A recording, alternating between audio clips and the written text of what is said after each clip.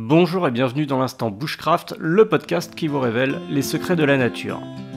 Si vous bivouaquez régulièrement, vous vous retrouverez tôt ou tard devant votre feu de camp à vous demander ce que vous pouvez bien faire ici. L'ennui s'est installé.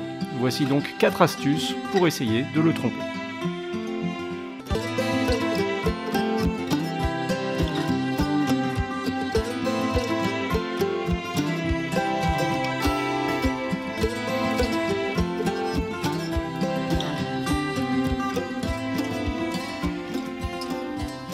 Quel intérêt d'aller bivouaquer seul au milieu des bois si c'est pour passer son temps rivé à son smartphone? C'est pourtant ce que j'observe parfois chez les gens qui n'ont pas prévu d'investir leur temps intelligemment.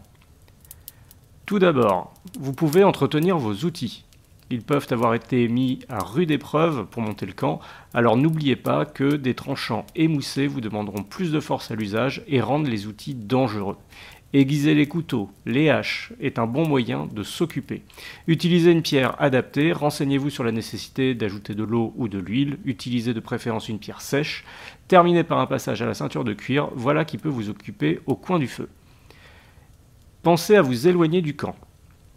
Même si vous connaissez votre forêt comme votre poche, vous serez étonné de la redécouvrir sous la lueur argentée de la lune. Les ombres, les mouvements, l'ambiance sonore, tout concourt à rendre cette balade fantastique. Essayez de vous passer de votre lampe torche lors de vos pérégrinations, habituez vos yeux à l'obscurité.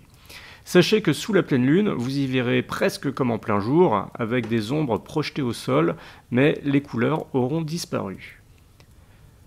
Troisième idée, vous pouvez profiter de votre excursion loin du camp pour admirer le ciel. Loin du feu de camp, à la faveur d'une trouée dans les frondaisons ou en bordure de parcelles, essayez de vous orienter en lisant les étoiles. Cherchez la Voie lactée par exemple, qui est visible lorsqu'on s'éloigne des villes, et c'est alors un spectacle incroyable, bien trop rare, hélas. Enfin, pourquoi ne pas lire à la lueur des flammes ? Lire, c'est pour moi un véritable plaisir, et c'est pour ça que j'emporte toujours de la lecture dans mon sac à dos. La lumière orange sur le papier qui sublime les aspérités et le contraste des mots. Comment ne pas goûter au plus grand dans ces conditions ? Alors Jack London, Henri David Thoreau, Jules Verne, j'avoue que depuis quelques années j'ai délaissé le papier pour une solution un peu plus pratique, la liseuse électronique. Vous serez peut-être étonné de m'entendre vous confier ceci, mais force est de constater que c'est la solution la plus pratique pour nous, les gens des bois. Une bibliothèque entière, dans un seul outil, un éclairage intégré, une batterie qui se recharge très vite, bref, de quoi apprécier quelques chapitres lorsque vous êtes déjà bien installé dans votre hamac. Avec un rapport au temps bien différent que dans nos vies modernes, le bivouac laisse en vérité peu de place pour l'ennui. Mais si jamais il vous guette un jour, tâchez de rentabiliser votre temps avant de vous coucher. Cela ne pourra que vous permettre de développer votre pratique et d'apprécier encore plus ces moments dans les bois. Si cet épisode vous a plu, n'hésitez pas à vous abonner à l'Instant Bushcraft, laissez-moi une évaluation, un commentaire honnête et détaillé sur la plateforme où vous l'écoutez, et pourquoi pas écrivez-moi un petit mail en vous rendant sur mon blog albancamp.com.